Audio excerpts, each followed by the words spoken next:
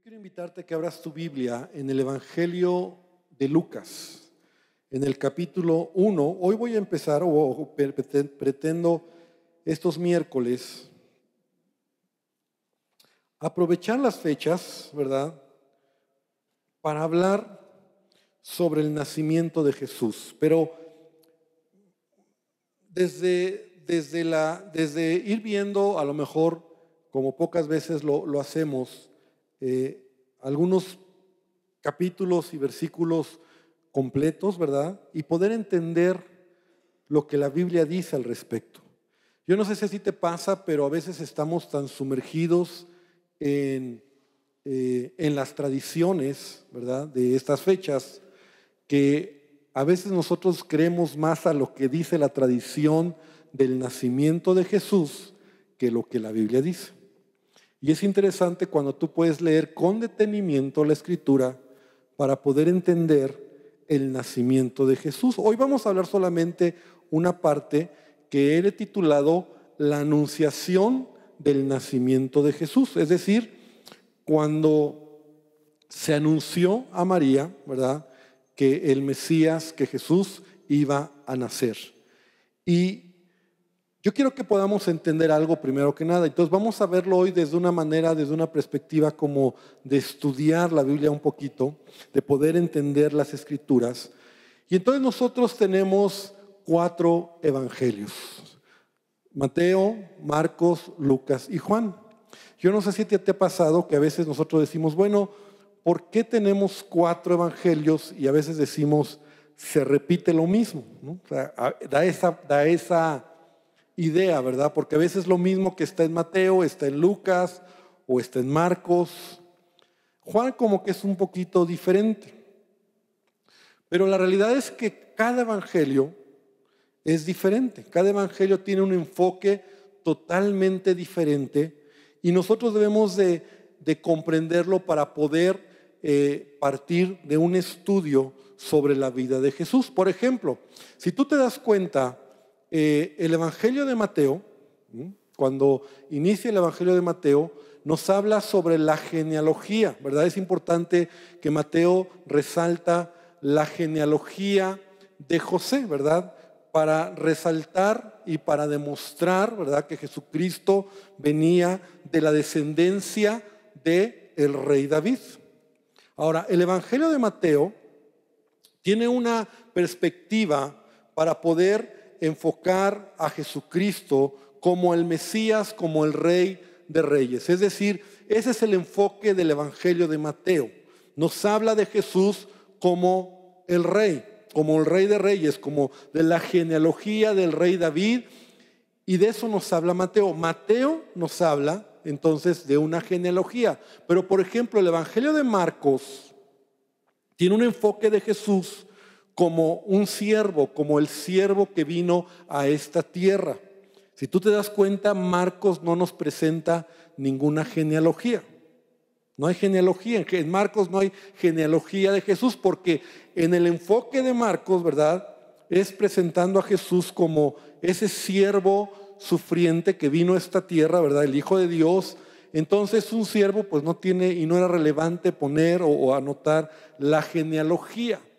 Pero el Evangelio de Lucas, y que es como que Lucas, el Evangelio, y recordemos que Lucas era un historiador, que es el que escribe, él enfoca la vida de Jesús como hombre. Así lo enfoca, ¿verdad? Como verdadero hombre, como el Hijo de Dios que se hizo hombre y habitó entre nosotros. Lucas también nos presenta la genealogía de Jesús. Y Juan, el Evangelio de Juan, nos presenta a Jesús como Dios, ¿verdad? De hecho, inicia en el principio era el Verbo, y el Verbo era con Dios. Entonces, no hay una genealogía. Entonces, partiendo de eso, nosotros vamos a entender que Mateo nos da una manera de presentar a Jesús, Marcos otra, Lucas otra y Juan. Ahora, hablando del nacimiento de Jesús, Mateo sí nos da ciertos relatos del nacimiento de Jesús. Marcos no nos dice nada. Marcos entra directamente en lo que ya Jesús está haciendo en esta tierra. Porque como te decía, Marcos nos presenta a Jesús como el siervo. Y Juan tampoco nos habla de nacimiento, porque él más bien empieza diciendo: en el principio era el verbo, y el verbo se hizo hombre, habitó entre nosotros, y así empieza. Entonces, cuando vamos a hablar del nacimiento de Jesús, de la anunciación, de todo lo que conocemos, solamente tenemos la información de Mateo y de Lucas. Entonces, Mateo particularmente nos habla un poco más desde el punto de vista de José. O sea, se dan más detalles de José. Es más relevante hablar sobre José, el que fue el padrastro de Jesús, ¿verdad? Y Lucas nos da más detalles de todo el acontecimiento, pero nos habla más de María. Entonces, en el capítulo 1, vamos al capítulo número 1, y ahorita vamos a ver algunos versículos del Evangelio de Mateo. Entonces quiero que vayamos al versículo número 26. Lucas capítulo 1, versículo número 26. Y de aquí vamos a extraer algunos principios y algunas enseñanzas muy interesantes sobre la anunciación del nacimiento de Jesucristo. Entonces dice: al sexto mes, el ángel Gabriel fue enviado por Dios a una ciudad de Galilea llamada Nazaret. Entonces, primero que nada debemos de partir aquí que al sexto mes ¿de qué? Al sexto mes del embarazo, ¿verdad?, de Elizabeth, la esposa de Zacarías, que estaba embarazada ¿de quién? De Juan el Bautista.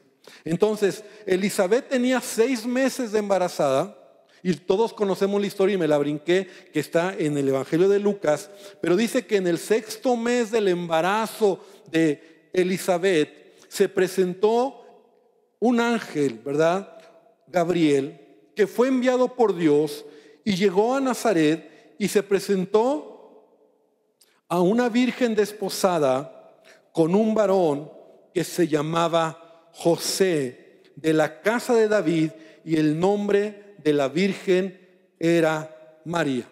Entonces, desde aquí vamos a aprender, o vamos a ir viendo varias cosas muy interesantes. Lo primero que nosotros vamos a ver aquí, ¿verdad?, es que un ángel se va a presentar a María.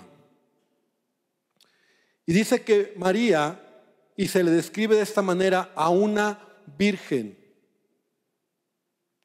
Lo más importante, o lo que aquí es más relevante, no es el nombre, sino la condición de esta joven, que es virgen. Eso es muy interesante y ahorita lo vamos a ver. Porque de hecho se repite, si tú lees con detenimiento, en varias ocasiones la virginidad de María. Dice entonces: a una virgen que estaba desposada o desposada con un varón que se llamaba José. ¿Qué significa esto que estaba desposada? Porque también esto es muy interesante entender. Y en la cultura hebrea, la cultura judía, existía lo que se llamaba el desposorio. Y eso era totalmente diferente, o es totalmente una manera como ellos se casaban a como nosotros estamos acostumbrados. Y es muy interesante entenderlo, porque cuando nosotros lo vamos entendiendo, vemos mucho de lo que está sucediendo en María y también en José. ¿Qué era el desposorio? ¿Verdad? En la antigüedad, en la cultura judía, si a algún joven le interesaba una muchacha, y entonces de repente veía alguna muchacha guapa por ahí, ese joven no se acercaba a la muchacha, sino que ese joven hablaba con sus padres y le mostraba la intención que tenía hacia esa jovencita, hacia esa muchacha. Entonces el padre lo que hacía era, si él aceptaba, si estaba de acuerdo de lo que su hijo estaba proponiendo, que se quería casar con esa muchacha, con esa jovencita, entonces él iba con su hijo a hablar con los padres de la muchacha. Y esa era la costumbre, esa era la cultura, ¿verdad? No era como ahora, ¿verdad? De que los jóvenes son los que escogen y hasta el final son los padres los que se enteran de todo el asunto. Era totalmente diferente. Entonces el padre iba con el padre de la joven y entonces él llegaba y le pedía la mano de la joven para su hijo. Entonces el padre de la muchacha, si estaba de acuerdo o si platicaba con ellos, si él sentía que podía ser ese joven quien se casara con su hija, llamaba a la hija para que entonces pudiera ella también dar su punto de vista, su opinión.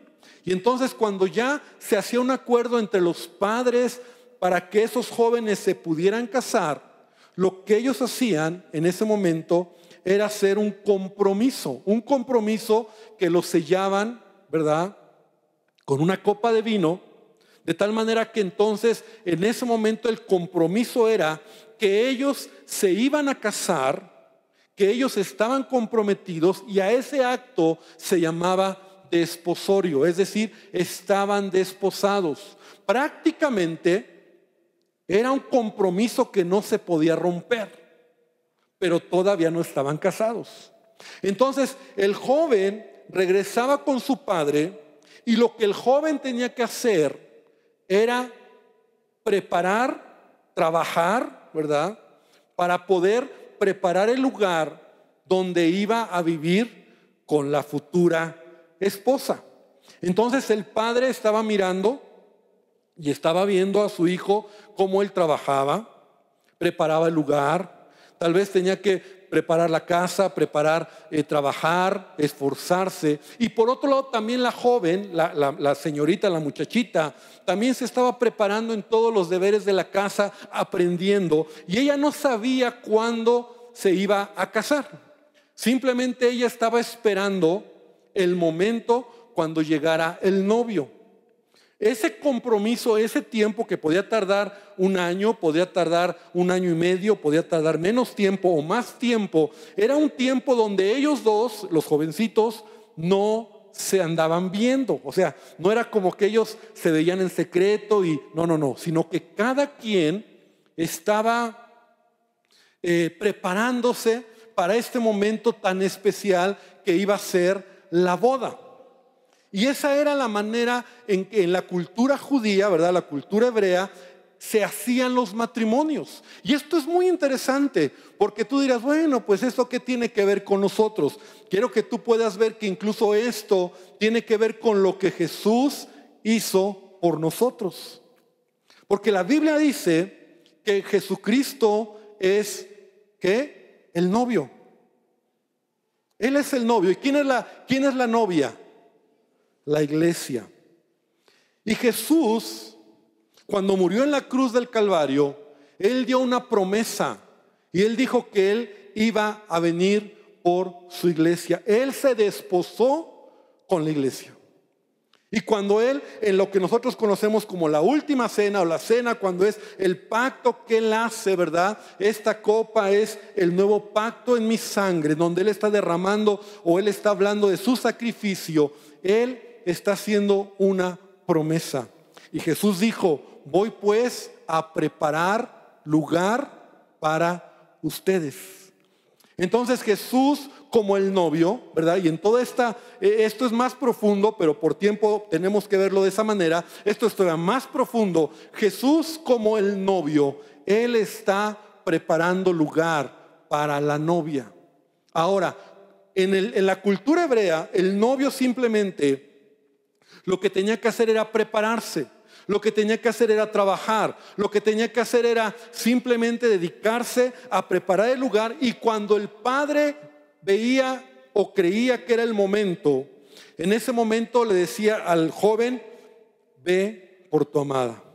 Y entonces era cuando empezaba una fiesta. Llegaban unos anunciantes a la casa o al lugar donde estaba la novia y decían, ahí viene el novio. Y entonces la novia tenía que estar lista, tenía que estar preparada. Y te acuerdas de la parábola de las vírgenes, en donde entonces ahí viene el novio. Y entonces el novio llegaba, ¿verdad? Se hacía una gran celebración, tomaba a la novia se consumaba el matrimonio, había una gran fiesta que duraba 7 días, y esa era la manera en que se celebraban las bodas en el pueblo de Israel. Y todo esto que te estoy diciendo es lo que Jesús ha prometido para su iglesia, porque la iglesia es la novia. Y mismo Jesús le dijeron: Señor, ¿cuándo será que tú vendrás por tu iglesia? Y él dijo: nadie lo sabe, sino solamente mi Padre que está en el cielo. El Padre. Entonces el Padre el que está, y es el día que Él dirá, es el momento cuando venga, ¿verdad? Y cuando Él dé la orden que Jesucristo vendrá por su amada. La iglesia que somos tú y yo debemos de estar preparándonos, ¿verdad? Y es lo que dice la palabra de Dios, el apóstol Pablo en Efesios, que Él la está santificando por su palabra para presentarla una novia, ¿verdad? Pura y sin mancha. Ahora, ¿qué tiene que ver esto con lo que estamos hablando? María estaba desposada con José. Es decir, ya había un compromiso de por medio. José ya había hecho la tarea. José ya había, no nos dice la Biblia, ¿verdad? Pero seguramente él ya había ido, la había pedido, habían hecho el compromiso, habían tomado la copa de vino, estaban desposados. El desposorio era tan fuerte que no se podía romper. No era de que ya no. El hombre tenía que cumplir. Ahora, aquí lo importante es que ellos no se veían. Ellos no estaban como que bueno, ya nos vamos a casar y al fin ya nos vamos a casar, no importa, no.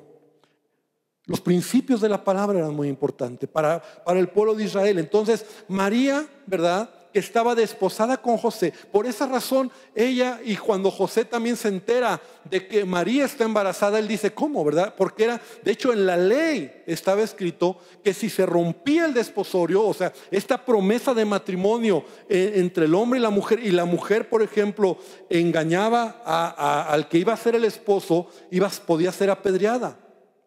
Y si el esposo también fallaba, entonces había consecuencias. De tal manera que entonces María, dice, esta virgen estaba desposada con un varón que se llamaba José, de la casa de David, y el nombre de la virgen era María. Y entrando el ángel en donde ella estaba, dijo: salve muy favorecida, el Señor es contigo, bendita tú entre todas o entre las mujeres. Entonces, vamos a ver aquí algunos puntos importantes, ¿verdad? Porque ella vivía en un lugar, ¿verdad?, en una región, en una ciudad de Galilea que se llamaba Nazaret.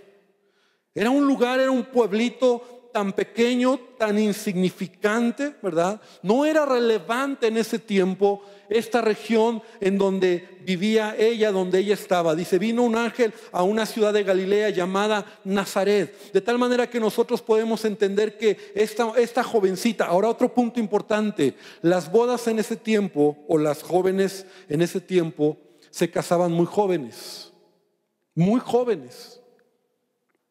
Casi la edad era entre los 15 y 18 años, 19 años. O sea, esa era la edad en que las jóvenes se casaban, se daban en desposorio. Entonces estamos hablando que María era una jovencita, ¿verdad? Seguramente no tenía 22, 23 o 25 años. No nos dice la Biblia cuántos años tenía, pero era una mujer joven. Y lo más interesante que aquí vemos es la palabra que el ángel le está dando a María, en donde le dice: salve muy favorecida, el Señor es contigo, bendita tú entre las mujeres. Y de ahí muchos han tomado, hablando acerca de María, ¿verdad?, donde ella dicen: bueno, por eso ella es bendita entre las mujeres. Ayer, ¿verdad?, y todavía el día de hoy, muchas personas, sin conocer lo que la palabra de Dios dice, ¿verdad?, o en una idea de adorar a María, que bueno, no es la de la Biblia, y lo digo con mucho respeto, pero nosotros podemos entender que esta expresión del ángel, esa es una expresión que le está dando porque realmente ella va a ser una mujer muy especial, o era una mujer muy especial a los ojos de Dios, como vamos a ver más adelante. Y en el versículo 29 dice: mas ella, cuando le vio, se turbó por sus palabras y pensaba qué mensaje o qué saludo sería este. Y entonces el ángel le dijo: María, no temas, porque has hallado gracia delante de Dios. Has hallado gracia delante de Dios. Lo primero que debemos de entender entonces nosotros es que esta mujer, ¿verdad? Esta jovencita María encuentra gracia delante de Dios. Las características de ella son muy especiales. Es una mujer que tiene temor de Dios. Es una mujer que Dios se fija en ella por el corazón que tiene, ¿verdad? Porque al decir que ella es favorecida y es bendita entre todas las mujeres, es porque Dios está mirando con agrado la vida de María. Y yo creo que cada uno de nosotros debemos de aprender aquí algo muy importante, ¿verdad? Que Dios pueda mirar nuestro corazón. ¿Sabes? Dios ve el corazón del hombre. Y que Dios pueda mirar nuestro corazón y que podamos hallar gracia delante de Él. ¿Cuántos queremos gracia delante de Él? Cuando tú te encuentras gracia delante de Dios, porque tienes un corazón que le ama, porque tú tienes un corazón que realmente quieres honrarle y agradarle al Señor. La Biblia no nos dice, pero yo imagino que esta mujer, esta jovencita, amaba al Señor. Era judía, era una mujer que amaba al Señor, que guardaba los mandamientos de Dios, que realmente en su vida era una mujer que, aunque era muy joven, en su corazón agradaba al Señor. Y Dios ve tu corazón. Nosotros podemos venir a la iglesia, nosotros podemos cantar alabanzas, nosotros podemos hacer muchas cosas como creyentes, pero ¿sabes qué? Dios ve nuestro corazón. Y cuando tú tienes un corazón que agrada al Señor, cuando tú tienes un corazón sencillo delante de Él, que está esperando en Él, que le quieres agradar donde nadie se da cuenta, pero tu corazón es de agradarle a Él, vas a hallar gracia delante del Señor. Si te das cuenta, la Biblia no nos dice en qué lugar, pero simplemente María halló gracia y este ángel se le presentó para darle una de las noticias más importantes que iban a suceder en ese momento. Entonces en el versículo 31 dice: y ahora concebirás en tu vientre y darás a luz un hijo y llamarás a su nombre Jesús. Le está dando el mensaje, ¿verdad? Que ella iba a ser la portadora de tener en su vientre al Hijo de Dios. Darás a luz un hijo y llamarás a su nombre Jesús. Este será grande y llamado Hijo del Altísimo, y el Señor Dios le dará el trono de David su padre, y reinará sobre la casa de Jacob para siempre, y su reino no tendrá fin. Y estas palabras, ¿verdad?, son el cumplimiento de las profecías que se habían dado acerca del Mesías, del Hijo de Dios, ¿verdad? Hablando que sería llamado Hijo del Altísimo, que tendría el trono de David su padre, que su reino no tendría fin. Y ven conmigo Isaías capítulo 16, ahí en Isaías capítulo 9.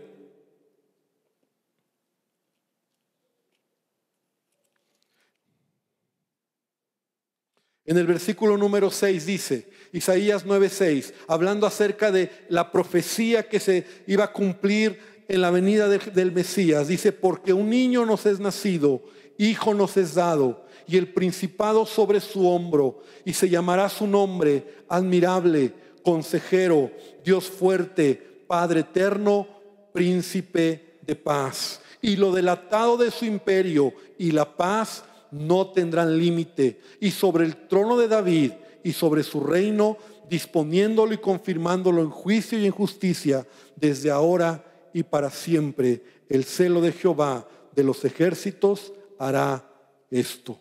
Entonces te das cuenta, el ángel está diciendo a María quién iba a ser el que iba a nacer, ¿verdad? En el versículo que estamos leyendo, le dice: concebirás en tu vientre y darás a luz un hijo y llamarás a su nombre Jesús. Que Jesús, ¿verdad?, significa el Señor salva, porque Él salvará al pueblo de sus pecados. Así dice Mateo capítulo 1, versículo 21. Entonces dice: entonces María dijo al ángel: ¿cómo será esto? Pues no conozco varón. Respondiendo el ángel le dijo: el Espíritu Santo vendrá sobre ti, y el poder del Altísimo te cubrirá con su sombra, por lo cual también el santo ser que nacerá será llamado Hijo de Dios.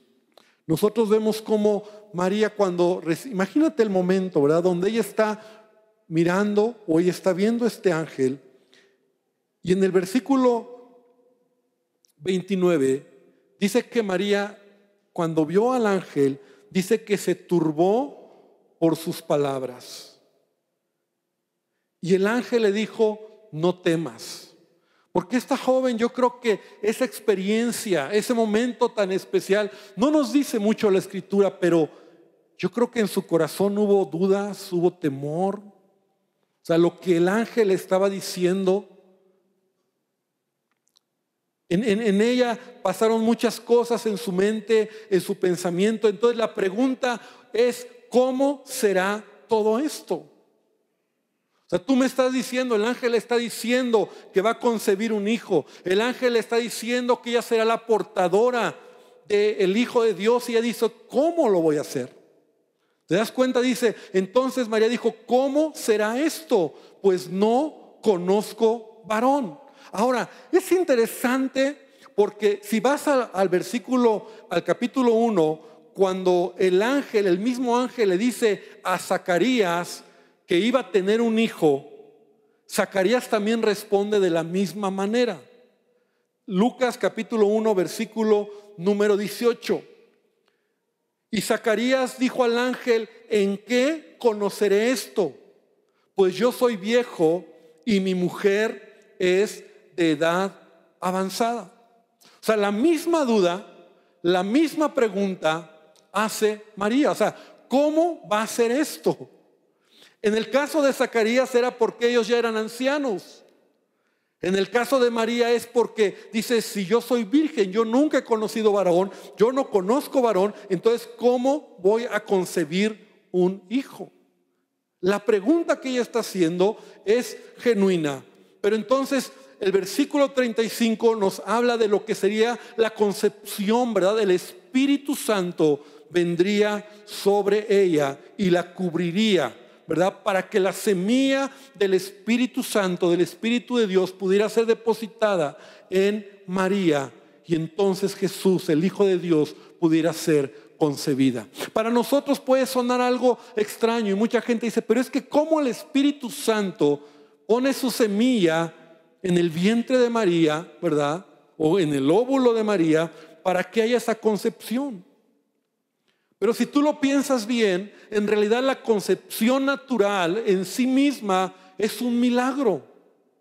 Porque dos células tan pequeñas que están ahí, que se unen, ¿verdad?, y de ahí se concibe un ser humano.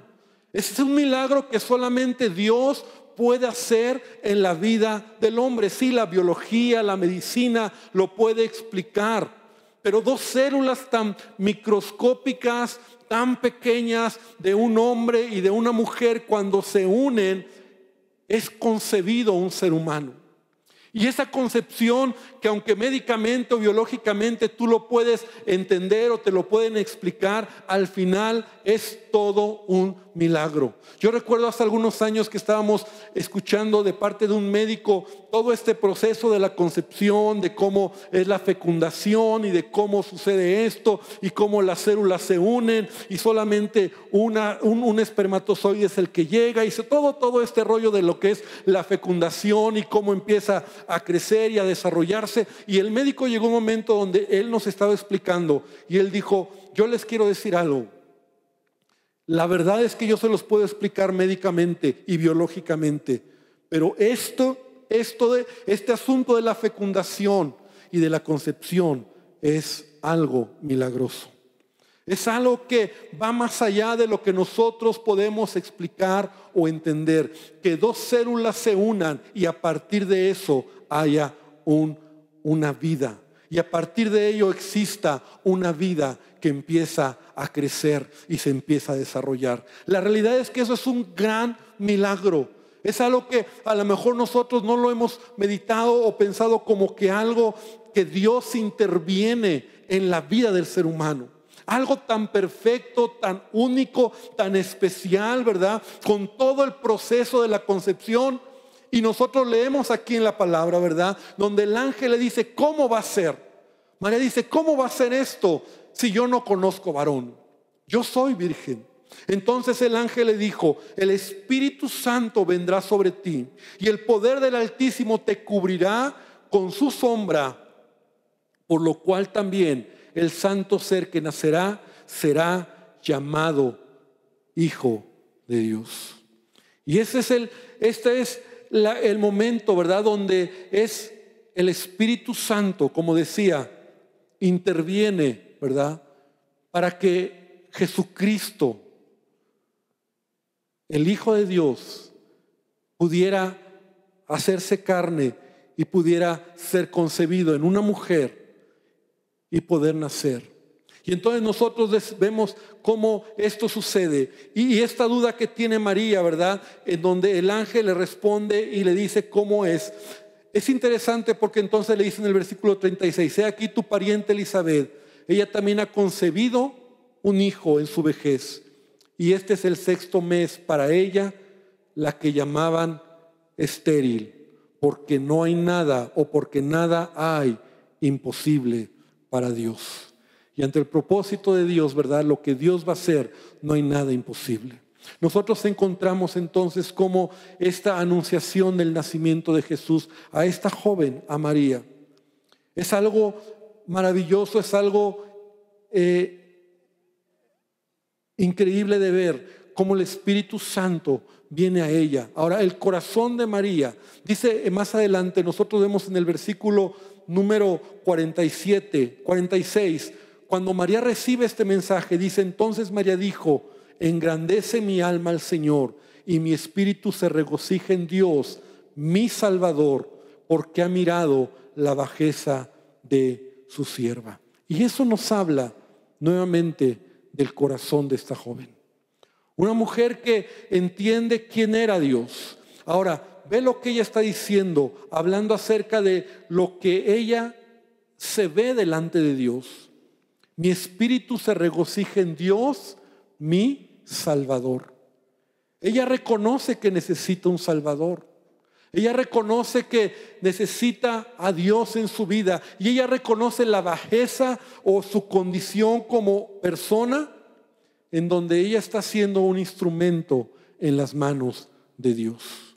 Dice la Escritura entonces que el versículo número 38, entonces María dijo, he aquí la sierva del Señor, hágase conmigo conforme a tu palabra. Y el ángel se fue de su presencia. Después de darle este mensaje tan maravilloso, la reacción de María es aceptar la voluntad de Dios en su vida. Lo que ella está haciendo en ese momento es dejar que Dios cumpla su voluntad. ¿Sabes? Ella pudo haber dicho, no, yo no lo quiero. Ella pudo a lo mejor en su temor haber dicho, no. Y yo creo que Dios hubiera respetado su decisión. O ella pudo haber a lo mejor tomado una actitud de orgullo y de creerse que ella lo merecía. Pero ve el corazón de esta mujer. El corazón de ella es, hágase con tu sierva conforme a la palabra. Es decir, aceptó la voluntad de Dios en su vida. Ella decidió ser un instrumento en las manos de Dios, en lo que era el propósito de Dios para ella. Y cada uno de nosotros debemos aprender de ella, porque realmente como dice el versículo número 48, Cuando ella está orando y adorando al Señor, dice, pues en la segunda parte, he aquí desde ahora me dirán, bienaventurada todas las generaciones. Y yo quiero que nosotros podamos entender algo aquí. María es una mujer excepcional por el corazón que tiene para con Dios. Es una mujer que es un instrumento de Dios para llevar en su vientre al Hijo de Dios. Ella misma reconoce que necesita un Salvador. Ella misma reconoce su bajeza y su condición, pero es una mujer escogida por Dios para ser un instrumento en sus manos. Y eso es lo que tú y yo debemos de entender, lo que es la anunciación del nacimiento de Jesucristo, en donde esta mujer pudo entender lo que quería. Y sabes, el versículo 38 nos deja ver cómo ella dispone su corazón para hacer la voluntad de Dios. Aquí lo que nosotros podríamos aprender o tener también para aplicarlo a nuestra propia vida es realmente si estamos dispuestos a hacer la voluntad de Dios en nuestra vida. Que Él sea el que gobierne nuestro corazón. Que a veces cuando Él habla a nuestra vida, ya hace un rato estábamos orando y le decíamos, Señor, que se haga tu voluntad.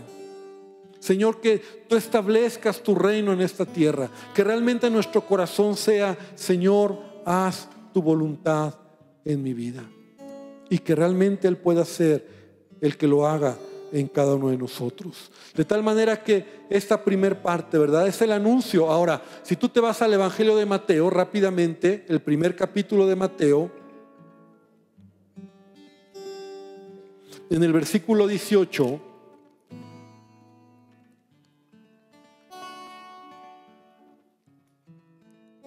todo se enfoca, como te decía en un principio, en José. Lucas enfoca el nacimiento o la anunciación en María. Mateo lo enfoca en José. Entonces simplemente dice Mateo 1:18, el nacimiento de Jesucristo fue así. Estando desposada María, su madre, con José, antes que se juntasen, se halló que había concebido del Espíritu Santo. Y José, su marido, como era justo, no quería infamarla y quiso dejarla secretamente. Es decir, aquí nos deja ver ahora el otro lado, en donde José, ¿recuerdas que estaban desposados? Estaban comprometidos. El compromiso no se podía romper. Y si la joven resultaba embarazada, podrían apedrearla. Pero entonces José se entera, o José sabe que María está embarazada. Y entonces dice la Escritura que como él era un hombre justo, no quiso hacerle daño. De tal manera que entonces él la quiso dejar secretamente. En otras palabras, si él hubiera dicho, la hubiera acusado, la hubieran apedreado. Pero como él amaba a María y él era un hombre que también tenía temor a Dios, él no dijo nada. Y entonces el versículo número 20 dice, y pensando él en esto, entonces un ángel se apareció en sueños a José y le dijo, no temas recibir a María, porque lo que en ella es engendrado del Espíritu Santo es.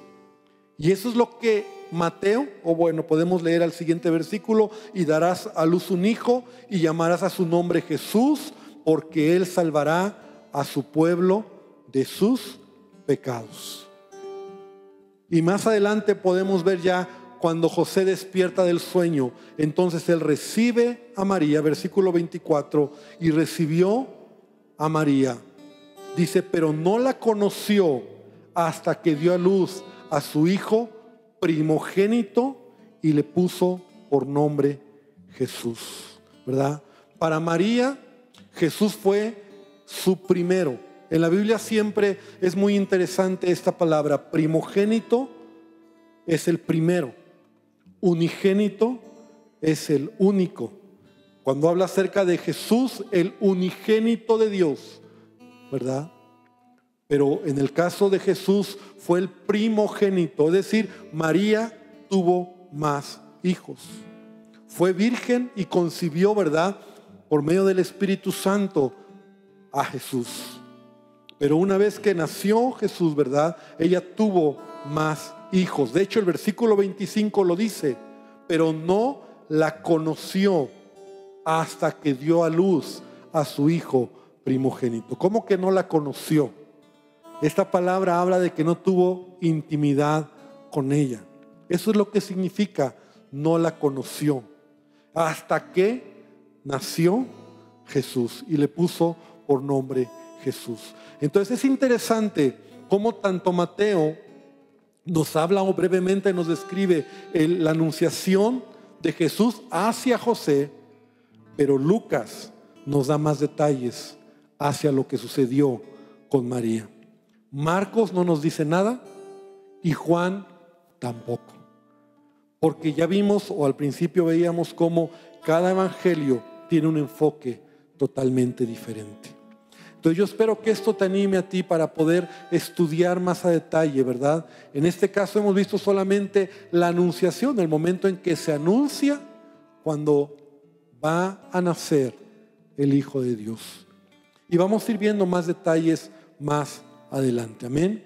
Pero yo quiero que esta noche podamos terminar y podamos hacer una oración y que la palabra de Dios nos hable a cada corazón y que podamos nosotros hoy realmente entender lo que acabamos de escuchar y acabamos de leer. Yo quiero invitarte a que cierres tus ojos y vamos a orar esta noche. Y Padre, te damos gracias esta noche por tu amor.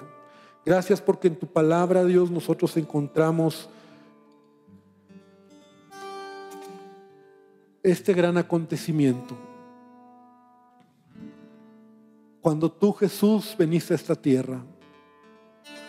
Y que podamos entenderlo y leerlo y escudriñar tu palabra. Que despierte en nosotros un deseo de leer a detalle, de entender lo que tu palabra nos enseña. Y que realmente, Señor, podamos ser edificados por medio de tu palabra. Gracias, Señor, porque tú te hiciste hombre. Y porque podemos encontrar en lo que hemos leído, Señor, como esta joven María, Señor, fue un instrumento en tus manos, con un corazón que te agradaba, te amaba y halló gracia delante de tus ojos. Y tú le usaste, Señor, como un instrumento. Y ella es bienaventurada y es dichosa por ello. Pero aún encontramos en la misma palabra cómo ella reconoce su condición, cómo ella reconoce su bajeza, la necesidad de un Salvador. Y Padre, que podamos nosotros entender lo que tú quieres para cada una de nuestras vidas. Te pido esta noche que tu presencia sea sobre cada uno de nosotros, Dios. Gracias por tu amor, gracias por tu misericordia. Yo te pido, Señor, que tú nos bendigas y que tú nos permitas regresar con bien a nuestros hogares, que tu paz y que tu gracia sea sobre cada uno de nosotros. Y esta noche yo quiero invitarte para que tú le digas al Señor que Él derrame su gracia sobre tu vida, que Él derrame su bendición sobre tu vida y que dejes que Él sea realmente el que mire tu corazón y que podamos ser como hijos de Él, agradables a Él. Que Él bendiga tu vida, que Él bendiga tu casa, que Él bendiga tu familia. Señor, gracias porque así como tú cumpliste un propósito en María, en José, tú lo vas a cumplir en nosotros, Señor, en el propósito que tenemos, Señor. Y te pido ahora que tu bendición sea sobre cada uno de nosotros. Hermano, que el Señor te bendiga, que el Señor te guarde y que Él haga resplandecer su rostro sobre tu vida el resto de esta semana. Gracias por tu amor y por tu misericordia, Padre. En el nombre de Jesús, amén y amén, Señor. Gloria al Señor. Amén y amén.